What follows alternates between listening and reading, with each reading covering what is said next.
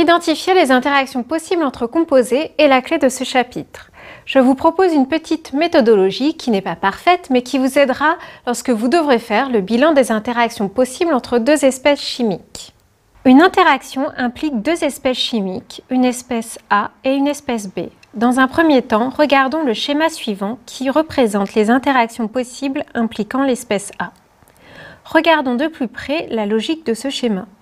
Dans un premier temps, répondons à la question. L'espèce chimique considérée possède-t-elle une charge globale?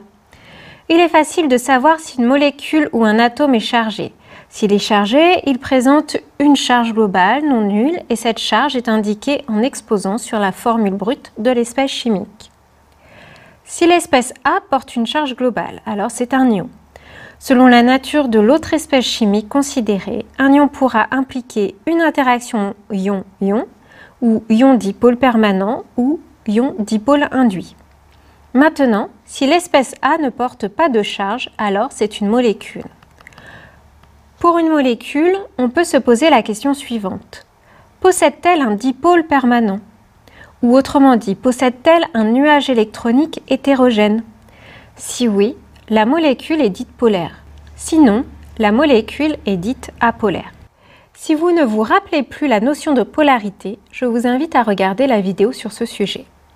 Suivant la nature de l'autre molécule considérée, une molécule polaire peut être impliquée dans une interaction dipôle permanent ou une interaction dipôle permanent-dipôle induit. Suivant la nature de l'autre molécule considérée, une molécule apolaire peut être impliquée dans une interaction dipôle permanent-dipôle induit.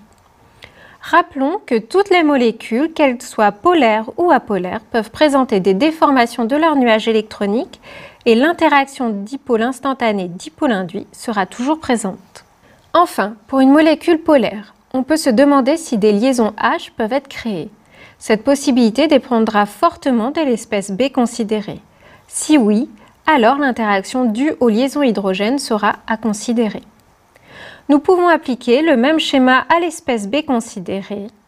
Les interactions possibles en commun aux deux espèces donneront le bilan des interactions à considérer.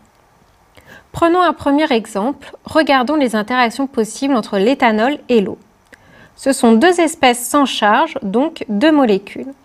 Elles présentent toutes deux un dipôle permanent.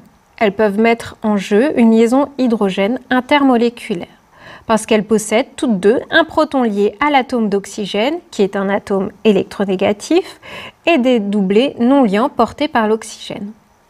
Ainsi, les interactions mises en jeu entre ces deux molécules sont l'interaction dipôle permanent-dipôle induit, dipôle instantané, dipôle induit et liaison H.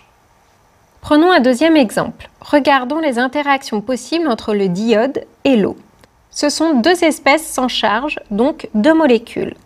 Le diode ne présente pas de dipôle permanent, c'est une molécule apolaire, tandis que l'eau est une molécule polaire. Aucune liaison hydrogène n'est possible entre une molécule d'eau et de diode. Ainsi, les interactions mises en jeu entre ces deux molécules sont l'interaction dipôle instantané-dipôle induit et l'interaction dipôle permanent-dipôle induit. Enfin, je porte votre attention sur le fait que lorsque des molécules sont confinées dans un très petit volume, les répulsions nucléaires et électroniques sont prédominantes par rapport aux forces d'attraction. L'évolution de l'énergie potentielle relative aux interactions d'attraction et de répulsion en fonction de la distance entre deux molécules sont représentées sur le schéma suivant. La somme des interactions subies forme alors une courbe dite de Morse. Dans cette vidéo, nous avons vu comment identifier les interactions mises en jeu entre deux entités chimiques. Je vous invite à regarder la vidéo suivante pour savoir comment la nature de l'interaction non covalente peut influencer les phénomènes physico-chimiques tels que la solubilité.